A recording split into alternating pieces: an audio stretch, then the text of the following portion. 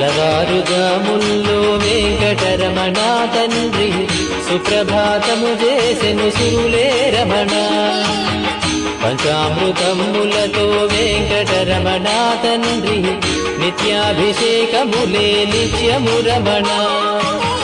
వజ్రమకుటంబుతోను వెంకటరమణ తండ్రి శంకు చక్రధారుడవే తిరుమల రమణ.